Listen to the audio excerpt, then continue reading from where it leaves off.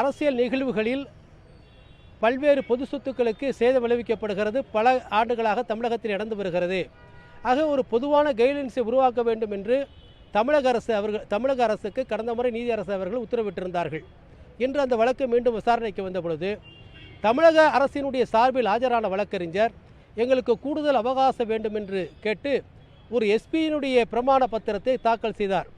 ஆனால் இந்த வழக்கில் டிஜிபி தான் முதல் பிரதிவாதி. ஆனால் டிஜிபி தாக்கல் செய்யாமல் எஸ்பி தாக்கல் செய்ததை நான் ஏற்றுக்கொள்ள முடியாது என்று தமிழக அரசுக்கு கடும் கண்டனம் தெரிவித்தார்.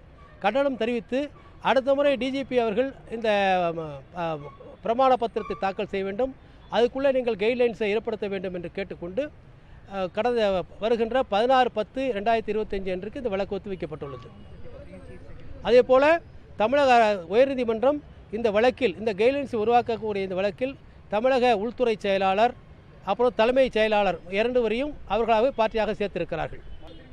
ஆமாம் அதாவது என்ன சொன்னாங்கன்னா, இப்போ ஒரு கூட்டம், ஒரு ஆர்ப்பாட்டம், ஒரு போராட்டம் நடத்துகிற பொழுது ஒவ்வொரு அரசியல் கட்சிகளிடமிருந்து நீங்கள் ஒரு காஷன் டெபாசிட் வைத்துக் கொள்ளுங்கள்.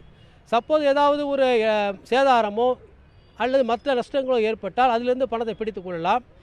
அப்படி அரசியல் நிகழ்ச்சிகள் நடத்துகிற பொழுது எந்த விதமான பிரச்சனையும் ஏற்படவில்லை என்றால் இந்த காஷன் டெபாசிட்டை மீண்டும் உடனடியாக அந்த கட்சியிடமே திருப்பி கொடுக்கலாம் என்கிற ஒரு யோசனையையும் நீதியரசர் இன்றைக்கு தெரிவித்திருக்கிறார்.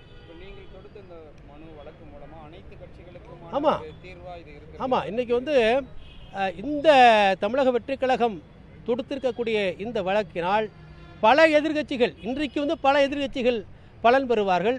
எதிர்காலத்தில் இன்றைக்கு இருக்கக்கூடிய ஆளுங்கட்சி எதிர்காலத்திலே பலன் பெறுவார்கள்.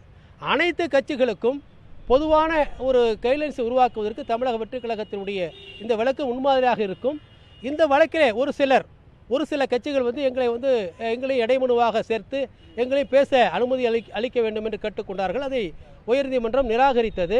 அப்படி உங்களுக்கு ஒரு வேளை அனுமதி வர வேண்டும் என்று சொன்னால் நீங்கள் 5 லட்சத்தை வைப்பீடாக நீதிமன்றத்தில் கட்ட வேண்டும் என்று சொன்ன பிறகு அவர்கள் பின்வாங்கி சென்று விட்டார்கள். இதன் மூலமாக தமிழகத்தில் இருக்கக்கூடிய அனைத்து அரசியல் கட்சிகளுக்கும், குறிப்பாக அனைத்து எதிர்க்கட்சிகளுக்கும் இப்படி ஒரு நிபந்தனைகளை ஒரு பொதுவான கைட்லைன்ஸை உருவாக்குவதன் மூலம் பயன்படுவதற்கு தமிழக வெற்றிக் கழகம் இன்றைக்கு ஒரு படிக்கல்லாக இருக்கிறது.